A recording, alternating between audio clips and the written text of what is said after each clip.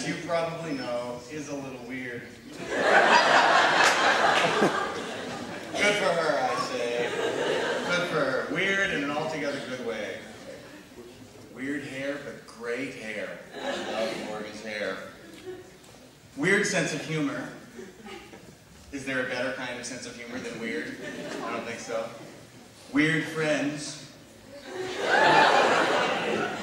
Those of you who consider yourself her friends, if I just insulted you, relax, you're weird in a good way too. Weird interests. Theater. Traditionally, and according to most TV shows and movies, the theater kids are the weird kids, right? I don't think that's really true, but, you know, High School Musical, for example. However, I must protest to the extent to which theater teachers are portrayed as weird. That's just wrong. But I digress. Back to Morgan's interests. Theater, okay, not really weird, but often portrayed as such. Music. That's not weird, but the extent to which Morgan is talented and awesome in music might be extravagant, not to the point of weird, but particularly her perfect pitch soprano pipes, wonderful to the point of almost unworldly and weird. Love that talent. Interest in sci-fi, Harry Potter, Lord of the Rings, etc. Okay, liking such literature isn't weird in itself. I do think, however, that the extent to which Morgan and others are freakishly passionate about their excitement for such literature, that is weird. I'll concede that these fantasy classics are good literature, but let's not forget that they're not real. Although I lived many of my adolescent days in my imagined reality of being Luke Skywalker, that's different. Sorry, I digress again. Let's learn about Morgan's true character by way of her theatrical characters. I know Morgan best, of course, through the many characters she's played in the many shows she's done here at PCDS, and the fact through which she's always expressed a little bit of her own truth. And the fact that these characters are also different from each other and yet similar to Morgan is testament to her diversity, her multidimensional character, and her multifacetedness. So, a glance at Morgan through the characters she's played in her 10 shows she's done here at PCDS. Oliver was her first show. She played a citizen. Appropriate, Morgan is a contributing citizen in whichever community she involves herself. Man of La Mancha. She was a prisoner. Morgan considers herself a prisoner in whichever community she finds herself. Bye Bye Birdie, a hyper teenager. Enough said. In The Wind, she played Ada Pearl, a good witch with magical talent who dresses sloppily yet cares deeply about helping others. I see someone with Morgan in that, don't you? The beautiful Beulah Bell. Beulah, a love-struck romantic. Most definitely Morgan. Hangman's Noose. Ella. A bit ditzy, at times overly emotional young woman who's not entirely in touch with reality. No comment. In Once Upon this Island last year, she played Erzulie, the goddess of love. I don't know what to say here. Those of you who know her can draw your own conclusions. In our town, she played Mrs. Webb, a hard-working woman who loves her wonderful family very much. Morgan, hard-working? Yes. Loves her wonderful family very much? Yes. Most recently, You're a Good Man, Charlie Brown, which is tomorrow night, 7:30, Saturday night, 7:30, Sunday night, 2 o'clock. Come see you there. She plays Sally, a stubborn, likable, occasionally obnoxious, bossy and loud, but ultimately very sweet little girl. Maybe I am guilty of typecasting. But now, however, Morgan will portray her most important and her most complicated character, herself, starring in her senior speech. Morgan Webb.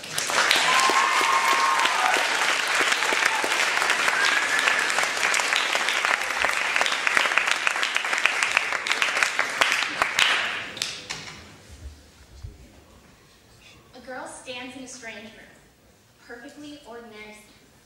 But suddenly, crash! A boy smashes through the roof, and in her effort to move, the girl is knocked onto the strange boy. Cat. Suddenly, the only thing in the room is an angry-looking cat in her arms where this boy should have been. Or how about accidentally tripping into an old well, only to discover you've been transported back to feudal Japan and fall in love with a half-dog demon on a quest full of adventure and peril. Although to some people, these scenarios may seem far-fetched, for as long as I can remember, I've wished my life could be this interesting and fanciful. I've always wanted Prince Charming to come sweep me off my feet and save me from my enormously interesting life with homework. And I've done my best to create an imaginary world where this is possible. So maybe it makes me super geek, but for this reason, I love going to gaming conventions. This is the perfect place for me to live out my fantastical life and roleplay, pretending that I really am trapped in some strange scenario. For 5 days, I can be a super ninja bunny trying to steal the crown jewel, or zombie kindergartner just trying to make friends. I can be anything I imagine, but no matter what I decide, it's guaranteed to make me smile with the fantastic adventures I get to complete with random strangers. It always makes me sad when I realize that my life will never be something from a fantasy novel, and that I don't really have cool powers. But don't worry, I know how to make myself feel better. You know how everyone waits for that Hogwarts letter to come when they turn 11? Well, they have it all wrong. J.K. Rowling is just fooling you all. Everyone knows that Hogwarts School of Witchcraft and Wizardry is a college, and I'll be expecting my letter from April. But despite my jokes and attempts to make it seem like my life is more extraordinary than it looks, the sad truth of the matter is it's not. When I snap out of my reverie, I discover my calculus textbook and notes spread around me.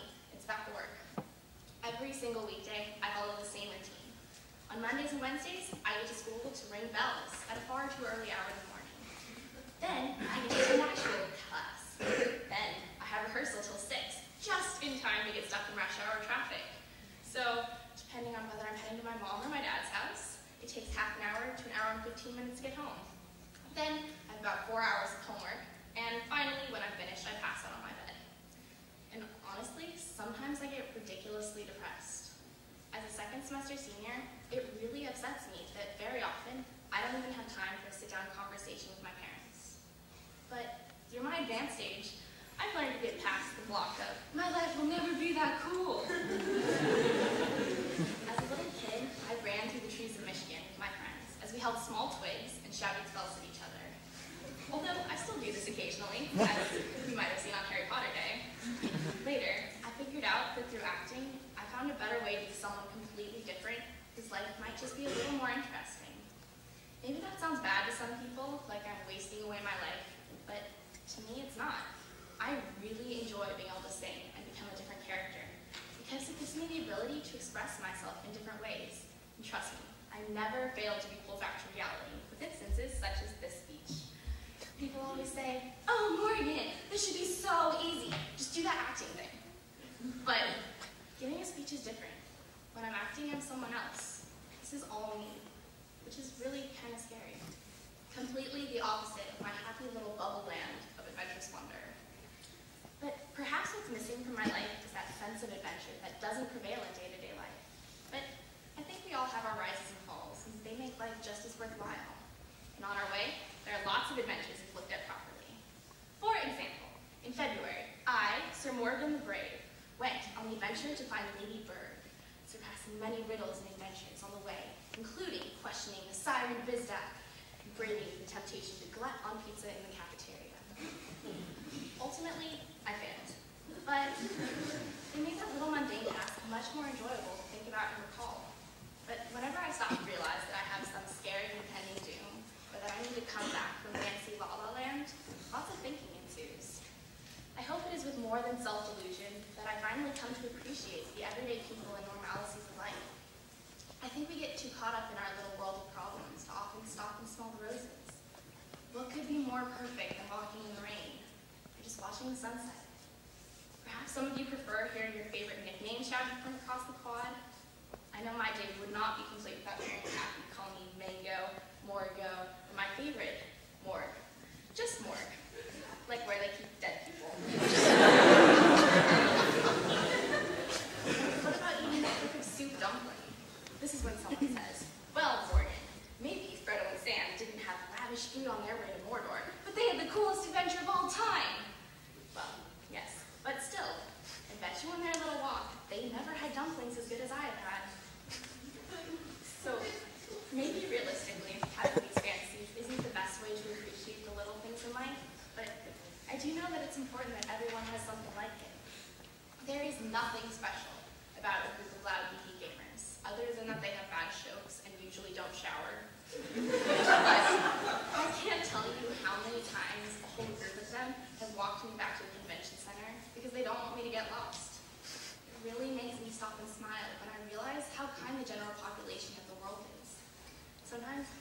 stand to be a part of our civilization, when I'm reminded that people are capable of such cruel acts like that of genocide.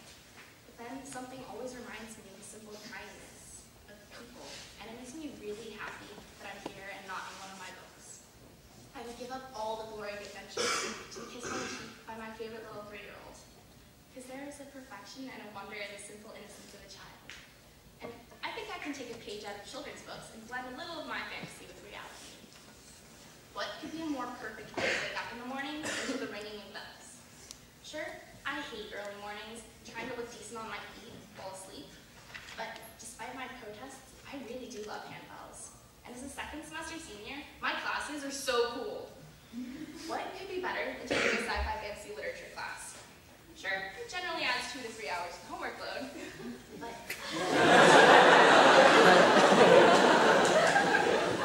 how awesome is it that I could be reading The Lord of the Rings for credit?